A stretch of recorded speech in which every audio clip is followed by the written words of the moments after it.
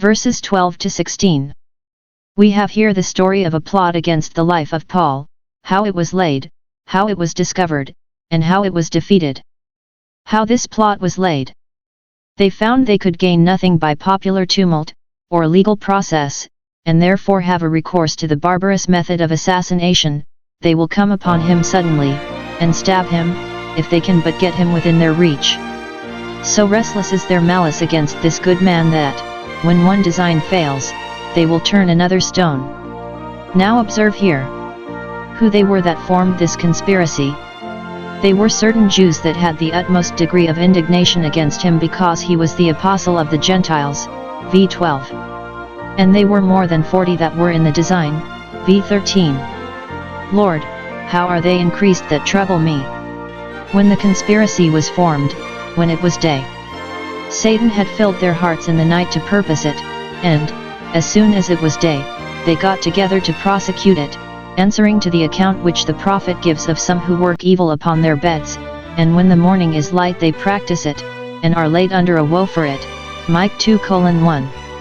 In the night Christ appeared to Paul to protect him, and, when it was day, here were 40 men appearing against him to destroy him. They were not up so soon, but Christ was up before them. God shall help her, and that right early. PS 46:5. What the conspiracy was. These men banded together in a league, perhaps they called it a holy league. They engaged to stand by one another, and every one, to his power, to be aiding and assisting to murder Paul. It was strange that so many could so soon be got together, and that in Jerusalem too, who were so perfectly lost to all sense of humanity and honor as to engage in so bloody a design. Well might the prophet's complaint be renewed concerning Jerusalem. Isa 1:21. Righteousness has lodged in it, but now murderers. What a monstrous idea must these men have formed of Paul, before they could be capable of forming such a monstrous design against him. They must be made to believe that he was the worst of men, an enemy to God and religion, and the curse and plague of his generation, when really his character was the reverse of all this. What laws of truth and justice so sacred, so strong, which malice and bigotry will not break through? How firm they made it, as they thought, that none of them might fly off, upon conscience of the horror of the fact. At second thoughts, they bound themselves under an anathema, imprecating the heaviest curses upon themselves, their souls, bodies, and families, if they did not kill Paul, and so quickly that they would not eat nor drink till they had done it. What a complication of wickedness is here! To design to kill an innocent man, a good man, a useful man, a man that had done them no harm, but was willing to do them all the good he could, was going in the way of Cain, and proved them to be of their father the devil, who was a murderer from the beginning. Yet, as if this had been a small matter, they bound themselves to it. To incline to do evil, and intend to do it, is bad, but to engage to do it is much worse. This is entering into covenant with the devil, it is swearing allegiance to the prince of darkness, it is leaving no room for repentance, nay, it is bidding defiance to it. They bound one another to it, and did all they could, not only to secure the damnation of their own souls, but of theirs whom they drew into the association. They showed a great contempt of the providence of God, and a presumption upon it, in that they bound themselves to do such a thing within so short a time as they could continue fasting, without any proviso or reserve for the disposal of an overruling providence. When we say, tomorrow we will do this or that, be it ever so lawful and good, forasmuch as we know not what shall be on the morrow, we must add, if the Lord will. But with what face could they insert a proviso for the permission of God's providence when they knew that what they were about was directly against the prohibitions of God's work?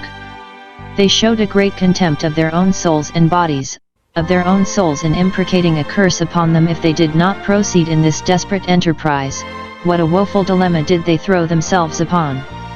God certainly meets them with his curse if they do go on in it, and they desire he would if they do not, and of their own bodies too, for willful sinners are the destroyers of both, in tying themselves out from the necessary supports of life till they had accomplished a thing which they could never lawfully do, and perhaps not possibly do. Such language of hell those speak that wish God to damn them, and the devil to take them, if they do not do so and so. As they love cursing, so shall it come unto them.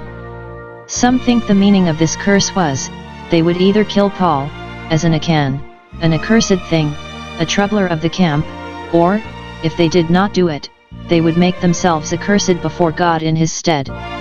They showed a most eager desire to compass this matter, and an impatience till was done, not only like David's enemies, that were mad against him, and sworn against him, PS 102:8, but like the servants of Job against his enemy, oh that we had of this flesh. We cannot be satisfied, Job 31:31. Persecutors are said to eat up God's people as they eat bread, it is as much a gratification to them as meat to one that is hungry. What method they took to bring it about? There is no getting near Paul in the castle.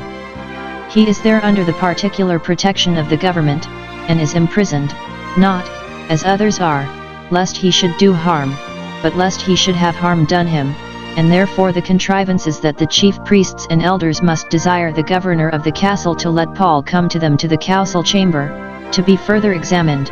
They have some questions to ask him, or something to say to him, and they, in his passage from the castle to the council, they would put an end to all disputes about Paul by killing him. Thus the plot was laid, v. 14:15.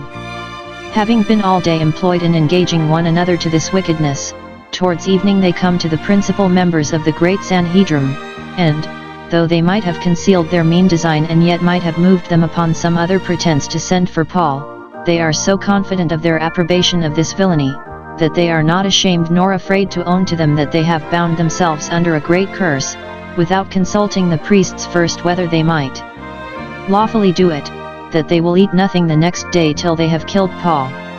They design to breakfast the next morning upon his blood. They doubt not but the chief priests will not only countenance them in the design, but will lend them a helping hand, and be their tools to get them an opportunity of killing Paul, nay, and tell a lie for them too, pretending to the chief captain that they would inquire something more perfectly concerning him, when they meant no such thing. What a mean, what an ill opinion had they of their priests, when they could apply to them on such an errand as this. And yet, vile as the proposal was which was made to them, for aught that appears, the priests and elders consented to it, and at the first work, without boggling at it in the least, promised to gratify them.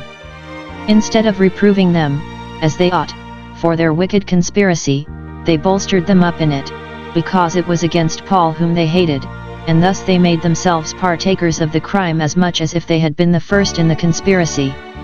2. How the plot was discovered. We do not find that the plotters, though they took an oath of fidelity, took an oath of secrecy, either because they thought it did not need it, they would every one keep his own counsel, or because they thought they could accomplish it, though it should take wind and be known, but Providence so ordered it that it was brought to light, and so is effectually to be brought to naught. See here. 1. How it was discovered to Paul, v. 16.